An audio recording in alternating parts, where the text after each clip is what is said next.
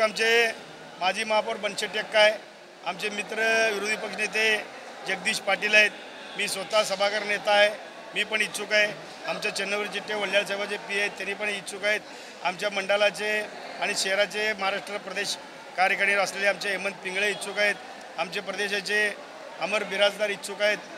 आमच्या या ठिकाणी हिंदुत्ववादी काम करणारा संजय साळुंखे इच्छुक आहे. असं अनेक आहेत. आता आमच्याजवळ कमीत कमी 12 नाव आलेले. आता 25 लोक आहेत.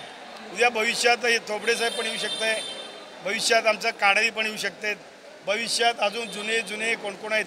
रामचंद्र जन्नू हे गेल्या अनेक वर्षापासून म्हणजे एकदम जुना कार्यकर्ता आहे.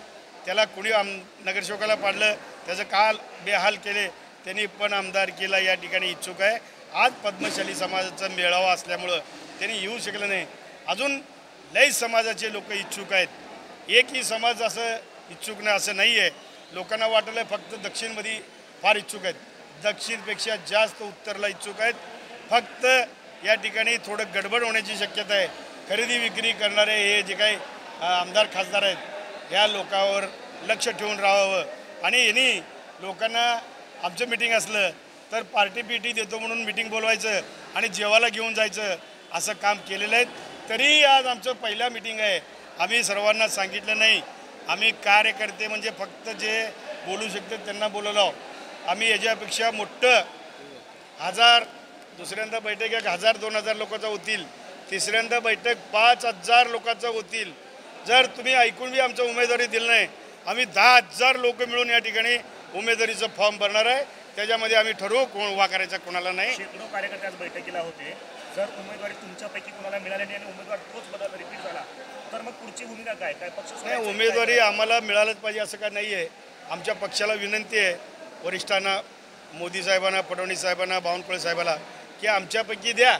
अजून तुम्हाला जर आमच्यापैकी असं आम्ही वाटत नाही तुम्हाला, जर आमच्यापेक्षा चांगलं कोण भारतीय जनता पार्टीचा सच्चा कार्यकर्ता, चांगला कार्यकर्ता, परंतु देशमुखांच्या घरात उमेदवारी देऊ नका. फक्त देशमुखच नाहीत, इथं सर्वच आहेत. आता मी म्हटलं तर मी पाटील आहे, तुम्ही फक्त देशमुखांना न देता पाटलांना द्या. इतर कोण कोण आहेत त्यांना द्या. आपले देशपांडे साहेब भरपूर काम केले, त्यांनी जर इच्छुक असेल तर त्यांनाही द्या. ज्यांनी भारतीय जनता पार्टीचं मागच्या वेळी तोबड्यांना देणार होता परंतु तुम्ही दिलं नाही, तोबडे उभारले नाहीत, त्यांनी बी आपल्या भारतीय जनता पार्टीचे कार्यकर्ते त्यांनाच दिली तर काय करायचं द्या ना. विजय कुमार देशमुखांना परत दिली तर काय? विजय कुमार देशमुखांना दिलं तर आम्ही पार्टीचं काम करणार नाही. मी तर करणार नाही, बाकीचे इतर लोकांचं मला माहीत नाही. मी त्यांना उमेदवारी मिळाली तर मी स्वतः बंडखोर भाजप, अपक्ष नाही बंडखोर भाजप म्हणून मी भरणारच. ओके.